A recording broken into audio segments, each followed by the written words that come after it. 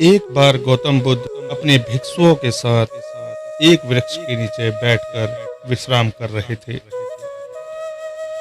उस वृक्ष की छांव में बुद्ध अपने भिक्षुओं की जिज्ञासा दूर कर रहे थे।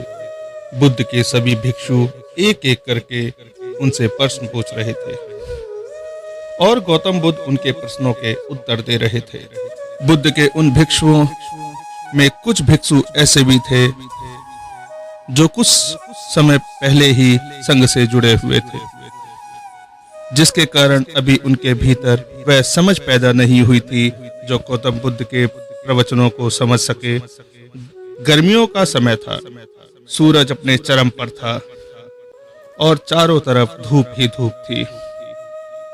लेकिन उस वृक्ष के कारण बुद्ध और उनके भिक्षु आराम से छांव में बैठे हुए थे।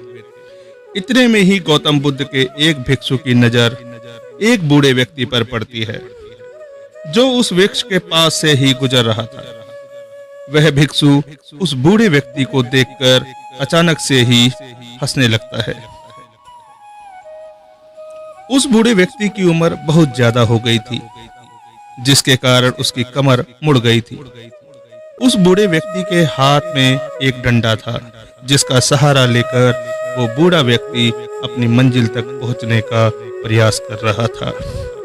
उस बूढ़े व्यक्ति का शरीर केवल हड्डियों का ढांचा मात्र था। अपने भिक्षु को हंसते हुए देख बुद्ध उससे कहते हैं, मेरे प्रिय भिक्षुओं, कृपया कर हंसो मत, क्योंकि जिस व्यक्ति को देखकर तुम अभी हंस रहे हो वो कोई साधारण व्यक्ति नहीं है, बल्कि वह व्यक्ति इसी क्षण तुम्हारे जीवन को रूपांतरित करने की क्षमता रखता है। जो आज तक मैं तुम्हें सिखा नहीं पाया, वह यह बूढ़ा व्यक्ति तुम्हें सिखा रहा है। इसके द्वारा दी गई शिक्षा को बेकार न करो। बुद्ध की ये बात सुनकर वह भिक्षु बुद्ध से कहता है कि मुझे क्षमा करे बुद्ध, पर मुझे ये समझ नहीं आ रहा है कि जो एक बूढ़ा व्यक्ति जो खुद अपने शरीर और अपनी बीमारियों से लाचार है, वो मुझे क्या सिखा सकता है। फिर बुद्ध उस भिक्षु से कहते हैं कि ये बूढ़ा व्यक्ति तुम्हें तुम्हारा भविष्य दिखा रहा है। जिस बुढ़ापे को और लाचारी को देखकर तुम अभी हंस रहे हो, वो बुढ़ापा और लाचारी तुम्हारे जीवन में भी आने वाली है। वह बूढ़ा व्यक्ति तुमसे कह रहा है कि अभी समय है, इस स्वस्थ शरीर का अच्छे कर्म करने के लिए उपयोग करो। अगर तुम्हारा यह स्वस्थ शरीर तुम्हारे हाथ से निकल गया तो फिर वे वापस नहीं आएगा, और अभी तुम्हारा यह शरीर सही से काम कर रहा है, जैसे कि तुम्हारे हाथ, पैर, आंख, कान और ये सभी चीजें सही से काम कर रही हैं।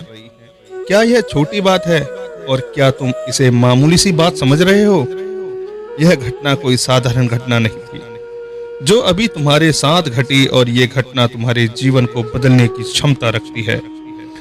ठीक इसी तरह की घटना ने मेरा जीवन बदला था, और इस तरह की घटना के कारण ही मैं आज बुद्ध हूँ।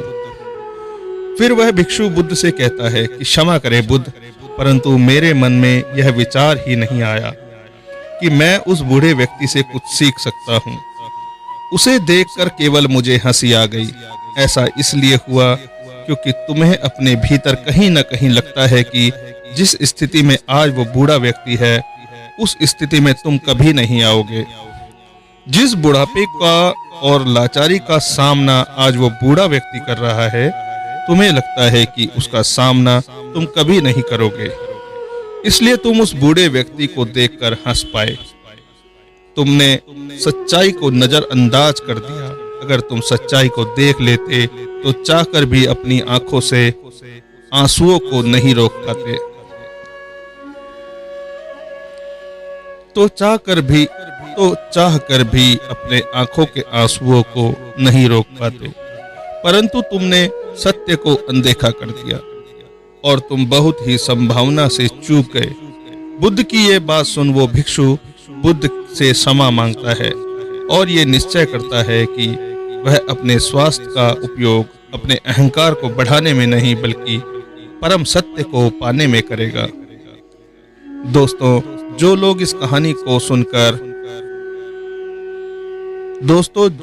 कहानी को सुन रहे हैं, हो सकता है कि आप बड़ी बड़ी समस्याओं में हो, या हो सकता है कि आप परेशानियों में हो, लेकिन फिर भी एक बात को हमेशा ध्यान में रखना है कि जब तक आपका स्वास्थ्य ठीक है, तब तक आप किसी भी बड़ी से बड़ी समस्या से बाहर आ सकते हैं।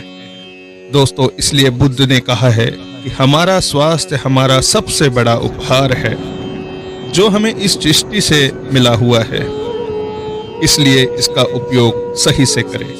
दोस्तों, आपको यह गौतम बुद्ध की शिक्षाप्रद कहानी कैसी लगी, कृपया कमेंट बॉक्स में जरूर बताएं। और आपको यह कहानी पसंद आई हो तो अपने दोस्तों के साथ इसे अवश्य शेयर करें, ताकि और लोगों को भी गौतम बुद्ध की शिक्षाप्रद कहानी सुनने का मौका मिले। अगर आपने अभी तक हमारे इस चैनल को सब्सक्राइब नहीं किया है तो अभी सब्सक्राइब करें और बेल आइकन को हिट करें